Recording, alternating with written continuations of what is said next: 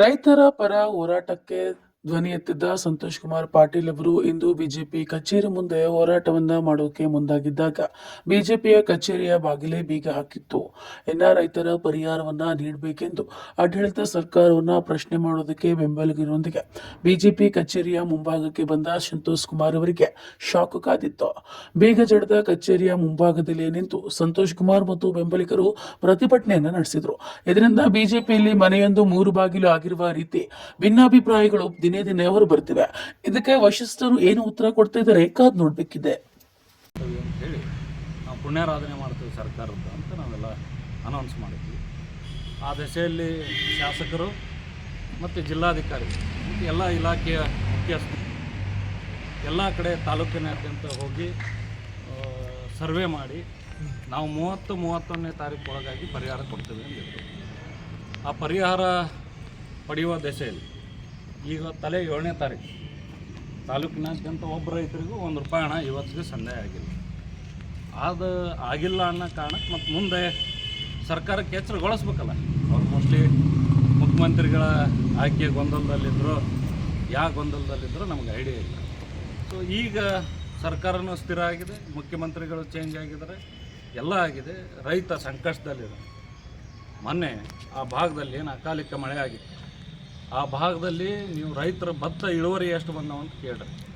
10, 2, 8 ಈ ಥರ ಇಷ್ಟು ಚೀಲ ಭತ್ತ ಬಂದ್ರೆ ರೈತರು ಬದುಕೋದು ಹೆಂಗೆ? ರೈತರ ಜೀವನ ಹೆಂಗೆ? ನೀವು 30ನೇ ತಾರೀಕು ಒಳಗಾಗಿ ಜಿಲ್ಲಾಧಿಕಾರಿಗಳೇ ಖುದ್ದು ಪರಿಹಾರ ಕೊಡ್ತೇವೆ ಅಂತ ಹೇಳಿದ್ರು. ಡಿಸ್ಟ್ರಿಕ್ಟ್ ಡಿಸಾಸ್ಟರ್ ಮ್ಯಾನೇಜ್ಮೆಂಟ್ ಅಧ್ಯಕ್ಷರು ನೀವು ಮತ್ತು ನೀವು ಮಾಡಬೇಕಲ್ಲ. ಪರಿಹಾರ ಎಷ್ಟು ಜನಕ್ಕೆ ಕೊಟ್ಟು ಹೋಗಲಿ, ಪರಿಹಾರ ಕೊಡೋದು ಮತ್ತೊಂದು ಕಡೆಗೆ ಇರಲಿ. ನೀವು ಟೋಟಲ್ ಅನಾಲಿಸಿಸ್ ಏನು ಮಾಡಿರಿ ಅದನ್ನಾರ ಹೇಳಬೇಕಲ್ಲ. ಎಷ್ಟು ಪಾರ್ಷಿಯಲ್ ಡ್ಯಾಮೇಜ್ ಆಗಿದೆ, ಎಷ್ಟು ಕಂಪ್ಲೀಟ್ ಡ್ಯಾಮೇಜ್ ಆಗಿದೆ, ಎಷ್ಟು ಎಕರೆ ಪೂರ ಹಾಳಾಗಿದೆ, ಎಷ್ಟು ಎಕರೆ ಪಾರ್ಷಿಯಲಿ ಆಗಿದೆ, ಎಷ್ಟು ತೋಟಗಾರಿಕೆ ಬೆಳೆಗಳ ಹಾಳಾಗಿದ್ದಾವೆ, ಎಷ್ಟು ಸಿರಿಕಲ್ಚರ್ ಬೆಳೆ ಹಾಳಾಗಿದೆ ಅನ್ನೋದನ್ನು ಹೇಳಬೇಕು ಸರ್ಕಾರ, ಅಥವಾ ಜಿಲ್ಲಾಧಿಕಾರಿಗಳ ಹೇಳಬೇಕು, ಅಥವಾ ಶಾಸಕರೇ ಹೇಳಬೇಕು. ಅವ್ರು ಯಾರೂ ಆ ದಶೆಯಲ್ಲಿ ಹೇಳೋ ಪ್ರಯತ್ನಗಳನ್ನು ಮಾಡ್ತಾಯಿಲ್ಲ. ಸೊ ನಾನು ತಮ್ಮ ಮುಖಾಂತರ ಆಗ್ರಹ ಮಾಡ್ತೇನೆ, ಈ ಕೂಡಲೇ ಪರಿಹಾರ ಕೊಡೋ ದಶೆಯಲ್ಲಿ ಫಸ್ಟು ಎಷ್ಟು ಹಾಳಾಗಿದೆ ಅನ್ನೋದನ್ನು ಡಿಕ್ಲೇರ್ ಮಾಡಿ. 2ನೇದ್ದು ಇಮಿಡಿಯೇಟಾಗಿ ನೀವು ಪರಿಹಾರ ಘೋಷಣೆ ಮಾಡಬೇಕು. ಇಲ್ಲ ಅಂದರೆ ನಮ್ಮ ರೈತರು ನಾವೇನು ಅವಾಗ ಆಗ್ರಹ ಮಾಡಿದ್ವಿ, 1 ಎಕರೆ ಭತ್ತಕ್ಕೆ 40,000, ಅಡಿಕೆಗೆ 1 ಲಕ್ಷ, ಸಿರಿಕಲ್ಚರ್ಗೆ 80,000 ಈ ಥರ ಪರಿಹಾರ ನೀವು ಕೊಡ್ರಿ ಅಂತ ನಾವು ಕೇಳಿದ್ವಿ. ಅದೇ ಥರ ನೀವು ಪರಿಹಾರಗಳನ್ನು ಕೊಡ್ರಿ ಅಂತ ಮತ್ತೊಮ್ಮೆ ನಿಮ್ಗೆ ಆಗ್ರಹ ಮಾಡ್ತಾಯಿದ್ದೇವೆ. ಸರ್ಕಾರ ಬದಲಾಗಿದೆ, ಮುಖ್ಯಮಂತ್ರಿ ಚೇಂಜ್ ಆಗಿದ್ದಾರೆ, ಎಲ್ಲ ಆಗಿ ಹೋಗಿದೆ. ಎಲ್ಲ ಆದ ಗಳಿಗೆಯಲ್ಲೂ ನೀವು ರೈತರಿಗೆ ಪರಿಹಾರ ಕೊಡಲಿಲ್ಲ ಅಂದರೆ ಏನು ಅರ್ಥ ಅನ್ನೋದನ್ನು ಜನ ನಿರ್ಧಾರ ಮಾಡ್ತಾರೆ. ಈಗ ಬಿತ್ತನೆ ಹಂಗಾಮ ಇದೆ. ಬಿತ್ತನೆ ಹಂಗಾಮ ಇರೋದ್ರಿಂದ ನಾವೆಲ್ಲ ರೈತರು ಸ್ಟ್ರೈಕ್ ಮಾಡೋಕ್ಕೆ ಹೋದ್ರೆ ಮೊದಲ ಪೀಕ್ ಹಾಳಾಗ್ಯಾವ ನಮ್ಮ. ಮತ್ತು ಈಗ ಬಿತ್ತೋದನ್ನು ಕೆಡಿಸ್ಕೊಂಡು ಮತ್ತೊಂದಿಷ್ಟು ಲಾಸಿಗೆ ಬರ್ತದೆ. ಆ ತೊಂದರೆ ನಮ್ಮ ರೈತರಿಗೆ ಆಗಬಾರ್ದು ಅನ್ನೋ ದೆಸೆಯಲ್ಲಿ ಮುಂದಿನ ದಿನಮಾನದಲ್ಲಿ ಇದೇ ಸ್ಥಳದಲ್ಲಿನೇ ತಾಲೂಕಿನಾದ್ಯಂತ ಎಲ್ಲ ರೈತರನ್ನ ಕರೆಸಿ ನಮ್ಮ ಹೋರಾಟದ ರೂಪುರೇಷೆ ಹೆಂಗಿರಬೇಕು, ನಮ್ಮ ಪರಿಹಾರ ಪಡೆಯೋಕೆ ನಾವೆಲ್ಲ ಹೋರಾಟಗಳನ್ನು ಯಾವ ಆ್ಯಂಗಲ್ನಲ್ಲಿ ಮಾಡ್ಬೇಕು ಅನ್ನೋದನ್ನು ನಾವೆಲ್ಲ ನಿರ್ಧಾರ ಮಾಡ್ತೇವೆ ಅನ್ನೋ ಮಾತನ್ನು ಈ ಸಂದರ್ಭದಲ್ಲಿ ಹೇಳ್ತೇನೆ. ನಿಮಗೆ ಗೊತ್ತಿರಲಿ, ಮುಂಗಾರು ಹಂಗಾಮ ಸ್ಟಾರ್ಟ್ ಆಗಿದೆ. ಸರ್ಕಾರ ಈಗ ನೀವು ಗೊಬ್ಬರ ಕೇಳ್ರಿ, ಕೇಂದ್ರ ಸರ್ಕಾರನ ಕೇಳ್ರಿ ಅಂತ ಹೇಳ್ತಾರೆ. ಆ್ಯಕ್ಚುಲಿ ರಾಜ್ಯ ಸರ್ಕಾರ ಫೆಡರೇಷನ್ ಆಫ್ ಫರ್ಟಿಲೈಸರ್ ಓನರ್ಸ್ ಏನಿರ್ತಾರೆ, ಅಂದರೆ ಗೊಬ್ಬರವನ್ನು ತಯಾರು ಮಾಡುವಂಥ ಕಂಪ್ನಿದೊಂದು ಫೆಡರೇಷನ್ ಇದೆ. ಆ ಫೆಡರೇಷನಿಗೆ ನಮ್ಗೆ ಈ ಸಲ ಎಷ್ಟು ಗೊಬ್ಬರ ಬೇಕು, ಎಷ್ಟು ಯೂರಿಯಾ ಬೇಕು, ಎಷ್ಟು DAP ಬೇಕು, ಎಷ್ಟು 10-20 ಬೇಕು ಅಂಥೇಳಿ ರಾಜ್ಯ ಸರ್ಕಾರ ಮುಂಗಂಡ ಹಣ ಕಟ್ಟಿ ಬುಕ್ ಮಾಡಬೇಕು. ಈಗ 3 ವರ್ಷ ರಾಜ್ಯ ಸರ್ಕಾರ ನಿದ್ದೆ ಮಾಡಿದೆ. ಒಟ್ಟೆ ಫೆಡರೇಷನಿಗೆ ದುಡ್ಡನ್ನು ಕಟ್ಟಿಲ್ಲ, ರೈತರಿಗೆ ನಮಗೆ ಎಷ್ಟು ಗೊಬ್ಬರ ಬೇಕಂತಲೇ ಇಲ್ಲ. ಸೊ ಅಟ್ಲೀಸ್ಟ್ ಈ ವರ್ಷರ ನೀವು ಎಷ್ಟು ರೊಕ್ಕ ಕಟ್ಟಿರಿ, ಎಷ್ಟು ಇಂಡೆಂಟ್ ಹಾಕಿರಿ, ಎಷ್ಟು ಪರಿಹಾರಗಳನ್ನು ಕೇಳಿರಿ, ಅವನ್ನೆಲ್ಲ ನೀವೆಲ್ಲ ರೈತರಿಗೆ ಮತ್ತು ನಮ್ಮ ಜನಕ್ಕೆ ಮನವರಿಕೆ ಮಾಡಿಕೊಡುವಂಥ ಕೆಲಸ ನೀವೆಲ್ಲ ಮಾಡಬೇಕು ಅಂಥೇಳಿ ನಾನು ಕೃಷಿ ಇಲಾಖೆಗೆ, ತಹಸೀಲ್ದಾರ್ಗೆ ಮತ್ತು ಜಿಲ್ಲಾಧಿಕಾರಿಗಳಿಗೆ ನಾನು ತಮ್ಮ ಮುಖಾಂತರ ಆಗ್ರಹ ಮಾಡ್ತೀನಿ. ಈಗ ಬೀಗ ನಿಮ್ಮ BJP ಕಚೇರಿ ಬೀಗ ಹಾಕಿ ನೀವು ಸುದ್ದಿಗೋಷ್ಠಿ ಮಾಡೋದೇನು? ಈಗ ಕುಮಾರ್ ಪಾಟೀಲ್ ಅವ್ರನ್ನ ಹೊರಗಿಟ್ಟು ಇದು ಮಾಡ್ಬೇಕನ್ನೋ ಉದ್ದೇಶ ನಿಮ್ಮ ಪಾರ್ಟಿ ಹಿರಿಯರೆಲ್ಲ ಇದೆ ಏನು ಅಂತ? ಇಲ್ಲ, ಏನಾಗಿದೆ, ನಾವು ರೈತರ ಪರ ದನಿ ಎತ್ತೀವಿ. ರೈತರ ಪರ ದನಿ ಎತ್ತೋ ನಿಟ್ಟಿನಲ್ಲಿ, ರೈತರ ಹೋರಾಟ, ಅವ್ರ ಪರ ಹೋರಾಟ ಮಾಡೋ ನಿಟ್ಟಿನಲ್ಲಿ ಈ ಥರದ ಅಡೆತಡೆಗಳು ಇರವೆ.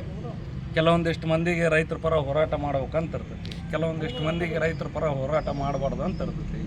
ಹೀಗೆ ಹೋರಾಟ ಮಾಡಬೇಕು ಅನ್ನೋರು ಮಾಡಬೇಡ ಅನ್ನೋರ ನಡುವೆ ಇದು ವ್ಯತ್ಯಾಸಗಳು ಯಾವಾಗೂ ಇರ್ತದೆ. ಈಗ ನೀವು ಕಿಲಿ ಹಾಕಿದ ತಕ್ಷಣ ರೈತರ ಪರ ನಾವು ದನಿ ಅಂತ ನಿಲ್ಲಲ್ಲ. ನಾವು ಮಾತು ಕೊಟ್ಟಿದ್ದೀವಿ 2023ರಲ್ಲಿ ಜನರ ಹತ್ರ ನಾವು ಹೋದಾಗ ನಿಮ್ಮ ಪರ ಧ್ವನಿಯಾಗಿ ಈ ಸಂತೋಷ್ ಪಾಟೀಲ್ ಯಾವತ್ತೂ ನಿಲ್ತಾನೆ ಅಂತ ಹೇಳಿ ಸರ್ ಖಂಡಿತ ಸರ್ ಒಪ್ಪುವಂಥವಿಲ್ಲ ಅಂತ ಹೇಳಂಗಿಲ್ಲ. ಆ ದೆಸೆಯಲ್ಲಿ ನಿಲ್ಲುವಂಥ ಪ್ರಯತ್ನ ಮಾಡ್ತೀವಿ. ಇಡೀ ತಾಲೂಕಿನಾಗೆ ಯಾರ್ಯಾರು ರೈತ ವಿರೋಧಿ ಅದಿರಿ ನೀವೆಲ್ಲರೂ ಸೇರಿ ನನ್ನ ದನಿ ಹತ್ತಿಕ್ಕಕ್ಕೆ ಪ್ರಯತ್ನ ಮಾಡಿದ್ರು ಸಂತೋಷ್ ಪಾಟೀಲ್ ರೈತರ ಪರ ಮಾತಾಡ್ತಾನೆ, ರೈತರಿಗೆ ಪರಿಹಾರ ಕೊಡಿಸೋ ದೆಸೆಯಲ್ಲಿ ಹೋರಾಟಗಳನ್ನು ಮಾಡ್ತಾರೆ. ಅವರು ಅದನ್ನ ಕಿಲಿ ಹಾಕ್ಯಂದು ಹೋದ್ರೆ ಕಿಲಿ ಇಟ್ಕೊಂಡ್ರೆ ನಿರ್ಧಾರ ಮಾಡಬೇಕು. ಸಂತೋಷ್ ಪಾಟೀಲ್ ವೈಯಕ್ತಿಕವಾಗಿ ತನ್ನ ಅಪೇಕ್ಷೆಗೆ, ತನ್ನ ಅಭಿಪ್ರಾಯಕ್ಕೆ, ತನ್ನ ಸಲುವಾಗಿ ಈ ಪ್ರೆಸ್ ಮೀಟನ್ನು ಕರೆದಿಲ್ಲ. ಸಂತೋಷ್ ಪಾಟೀಲ್ ಈ ಪ್ರೆಸ್ ಮೀಟ್ ಕರೆದಿರೋದು ರೈತರ ಸಲುವಾಗಿ. ರಾಣೆಬೆನ್ನೂರು ತಾಲೂಕಿನ ರೈತ ಧ್ವನಿಯಾಗಿ ನಾವು ಭಾರತೀಯ ಜನತಾ ಪಾರ್ಟಿಯವರು ವಿರೋಧ ಪಕ್ಷದಲ್ಲಿತ್ತು. ಜನರಿಗೆ ನೋವಾದಾಗ ನಾವು ಸ್ಪಂದನೆ ಮಾಡಲಿಲ್ಲ ಅಂದರೆ ಅರ್ಥ ಇಲ್ಲ. ಜನರಿಗೆ ಸ್ಪಂದನೆ ಮಾಡುವಂಥ ಕೆಲಸ ನಮ್ಮ ಮುಖಂಡರು, ನಾವು ಭಾರತೀಯ ಜನತಾ ಪಾರ್ಟಿ ಮುಖಂಡರು ಸೇರಿ ಮಾಡ್ತಾಯಿದ್ವಿ.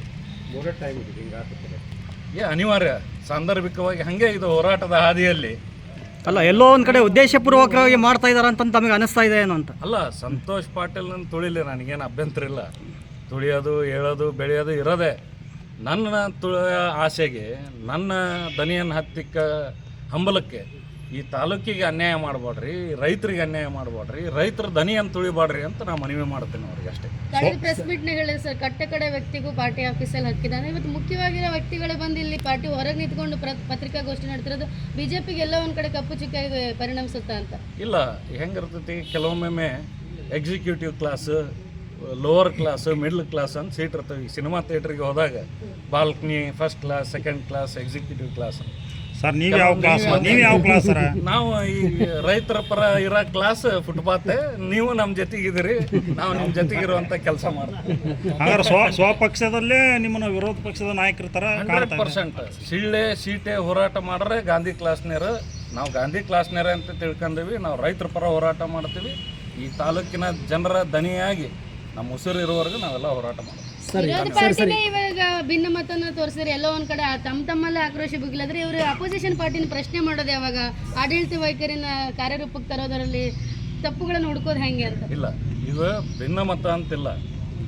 ಇದು ಭಿನ್ನ ಮತದ ಪ್ರಶ್ನೆ ಅಲ್ಲ, ಇದು ವ್ಯತ್ಯಾಸದ ಪ್ರಶ್ನೆ, ಆದ್ಯತೆಯ ಪ್ರಶ್ನೆ. ನಮಗೆ ರೈತರದ ಆದ್ಯತೆ ಮುಖ್ಯ ಇದೆ. ಕೆಲವೊಂದಿಷ್ಟು ಜನಕ್ಕೆ ಬೇರೆ ಬೇರೆ ಹೋರಾಟಗಳು ಮುಖ್ಯ ಇರ್ತವೆ. ಅವ್ರಿಗೆ ಯಾರು ಎದಕ್ಕೆ ಹೆಚ್ಚು ಆದ್ಯತೆಗಳನ್ನು ಕೊಡ್ತಾರೆ ಆ ದಶೆಯಲ್ಲಿ ಹೋರಾಟ ಮಾಡ್ತಾರೆ. ನಾವು ರೈತರಿಗೆ ಹೆಚ್ಚು ಆದ್ಯತೆಯನ್ನು ಕೊಟ್ಟಿವಿ, ರೈತರ ಪರ ನಿಲುವಿಗೆ ಹೆಚ್ಚು ಆದ್ಯತೆ ಕೊಟ್ಟು ಅವ್ರ ಪರ ದನಿಯನ್ನು ಎತ್ತೀವಿ. ಸರ್, ವರಿಷ್ಠರ ಗಮನಕ್ಕೆ ಏನಾರು ತರಲಿಕ್ಕೆ ಪ್ರಯತ್ನ ಮಾಡ್ತೀರಾ? ಬಿ ಜೆ ಪಿಯಲ್ಲೇ ಒಮ್ಮತ ಇಲ್ಲ, ನಮ್ಮ ಪತ್ರಿಕಾಗೋಷ್ಠಿಗೂ ಕೂಡ ನಮ್ಮ ಆಫೀಸನ್ನು ಕೀಲಿ ಹಾಕೊಂಡು ಅಡ್ಡಾಡ್ತಾರೆ. ಇದ್ರ ಬಗ್ಗೆ ಏನಾರು ವರಿಷ್ಠರ ಗಮನಕ್ಕೆ ತರಲಿಕ್ಕೆ? ಸರ್, ನಿನ್ನೆ ಜಿಲ್ಲಾಧ್ಯಕ್ಷರ ಗಮನಕ್ಕೆ ತಂದಿದ್ದೀವಿ.